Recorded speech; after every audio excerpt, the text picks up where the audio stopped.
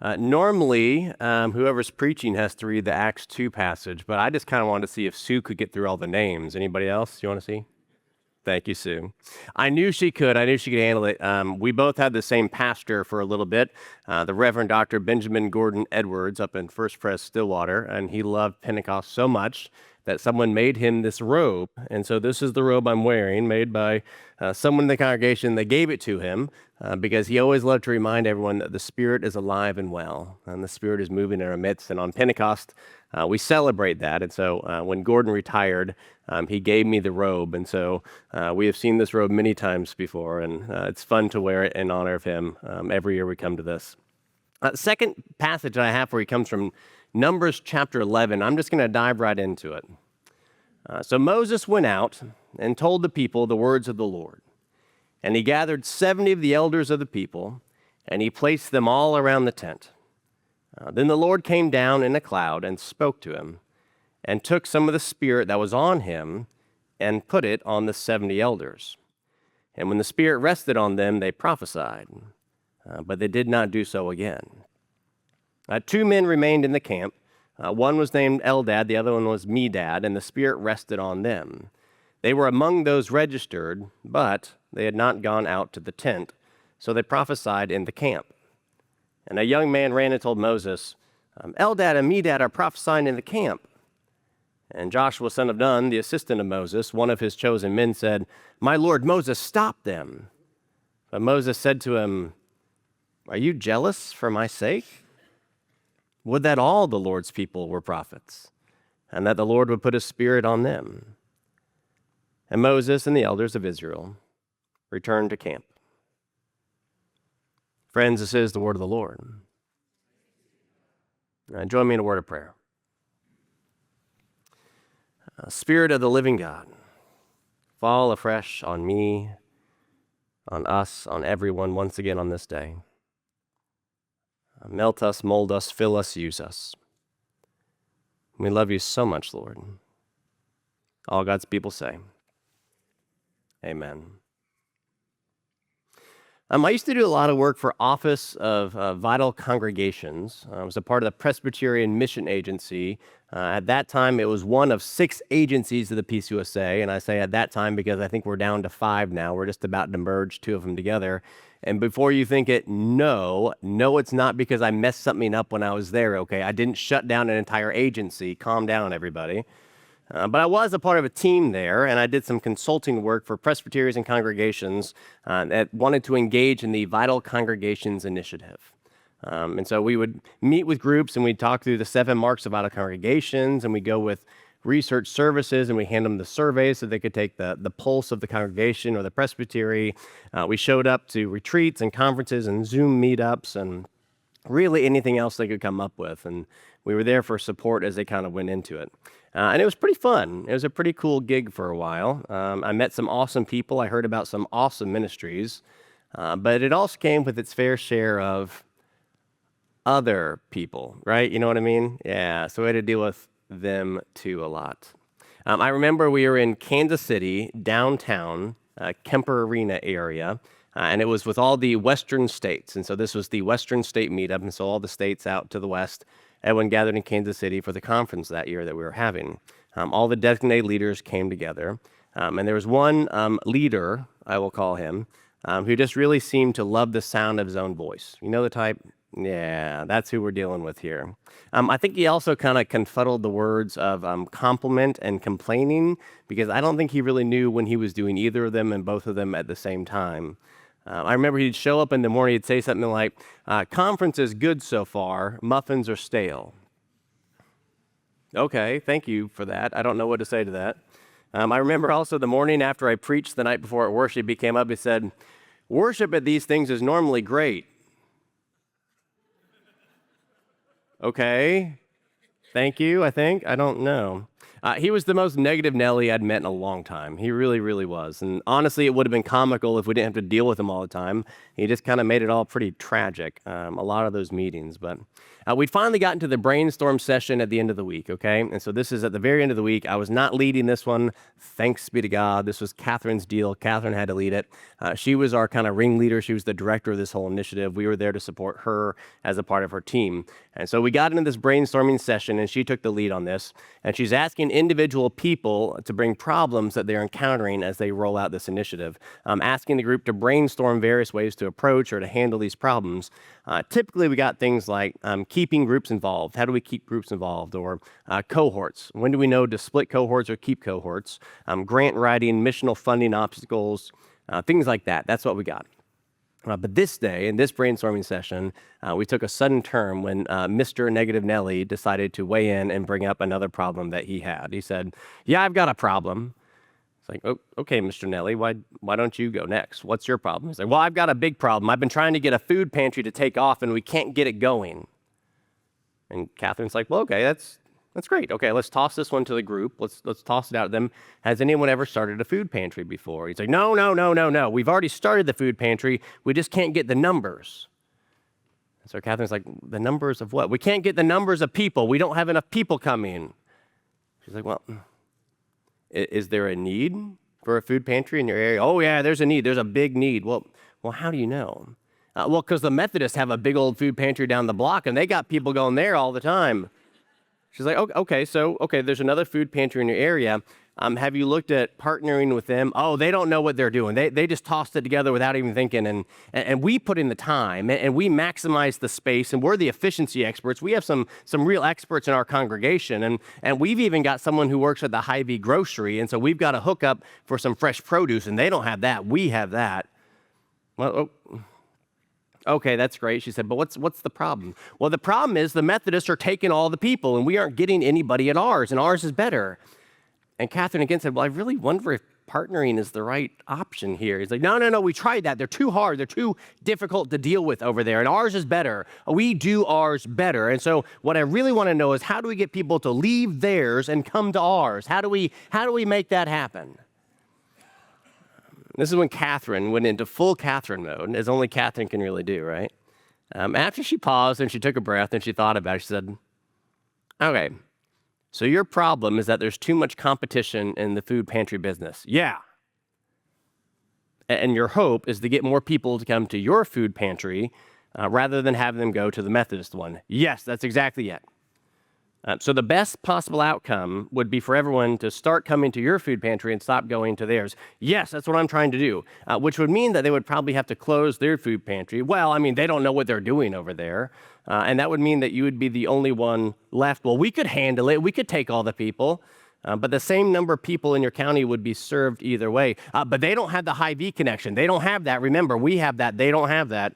So to clarify, you're withholding resources from another food pantry, trying to starve them out so that they'll close, and then everyone will be forced to come to you. "Well, I wouldn't put it like that." And Catherine said, "Well, I am going to put it like that. And let me be even more blunt, because you seem to have a hard time hearing hard things sometimes. Your problem is not that you don't have enough people coming. Your problem is that you're jealous. You're jealous because you see God moving through someone who isn't you."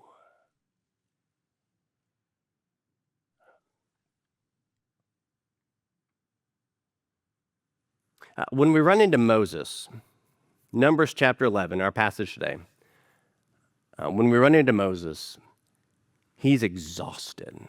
He is absolutely exhausted. It felt like he was dealing with a whole nation of negative Nellies. He wasn't, but that's probably what it felt like because of the months that had just come before that. Moses were thirsty. It's like, oh, okay, God, water. Okay, water. Here's water. Moses were hungry. Okay. God, okay, manna. Here you go, man. The manna's stale. We want fresh muffins. No, okay, just calm down, everybody. But just a couple verses before this, so right before our passage begins, just a few verses, it's actually the scene in which the Israelites are asking to return to their flesh pots in Egypt.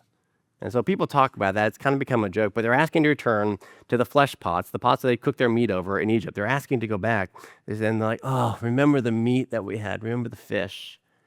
And then Numbers chapter 11, verse 5, it says the cucumbers, the melons, the leeks, the onions, the garlics, like they're salivating as they remember all this stuff. And they said, Moses, do you remember that? And he's like, yeah, I remember that. Do you remember the rest of it? Do you remember being slaves? Do you remember what they did to you, how they treated you? Do you remember that part too? They only gave you that stuff to keep you going. You were their workhorses, and the flesh pots were your feed bags. How are you longing for that right now? How is your nostalgia that far off? Moses goes to God right after that, verse 10, and he's like, this is a lot, God. This is too much. These people, your people, God, wow. Wow, I don't know how I can do this anymore. I'm exhausted. They've been wandering in the wilderness for like 14 months at this point. They stopped at Sinai for a bit, but now they're back out. They're on the move again. And I think they're all just tired, including Moses. I think they're all just tired, and they're looking for the easy button, but they can't find it. That's the problem. They just want the easy button. And Moses goes to God and says, God, I've heard too much crying. I've heard too much weeping. I'm exhausted. I need help. And so this is what God says right before our passage starts. God says, okay, I'm going to help you out. I'm going to create the greatest governing body ever invented in this world. I'm going to need you to go out and get some elders, and you're going to start a session. That's what God tells him to do. He says, I'm going to need you to go out and get them. That's when our text today picks up. That's what Moses did. He gathered 70 elders, it says, at what God told him to do. Gathered 70 elders. He did a quick elder training, I'm assuming, covering both parts 1 and parts 2 of the Constitution of PC Yahweh. And so he picked the date after that for the ordination installation, decent and in order, so he did all those things there. But he had 70 elders. Well, that's a lot of elders. It's a lot of cats to corral, right? And odds are that not all 70 elders are going to make the date that he selected for the ordination installation service, right? Yeah, and wouldn't you know it, they didn't. They didn't all make it. He got 68. Text says he got 68 elders. It was going to be 7, but then one more came running and said, no, we're done with that. We're done. It's over. And so 68 came down front for the laying on of hands on that day. And the text says it like this. Then the Lord came down in the cloud and spoke and took some of the spirit that was on Moses and put it on the elders.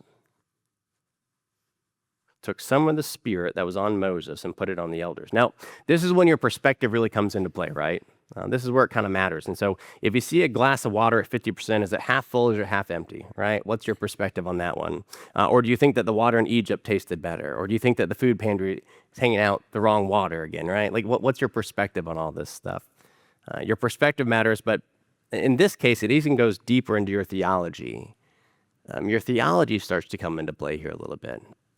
The spirit that has been placed on Moses, some of it was taken and placed on the elders. So does this mean that Moses now has less spirit? Is that what we believe? Do we believe that they all have the same amount of spirit now? Is that what we believe? Is the spirit a glass of water? And if so, who gets what percentage? Because we're all thirsty, right? How does this work exactly? It's a matter of perspective. It's also a question of theology. We typically only talk about this stuff around stewardship season because that's when it kind of comes up a lot. But do you operate out of a theology of abundance or do you default to a theology of scarcity? What's your orientation there?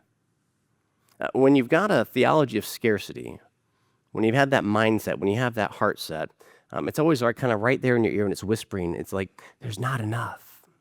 Don't forget, there's not enough.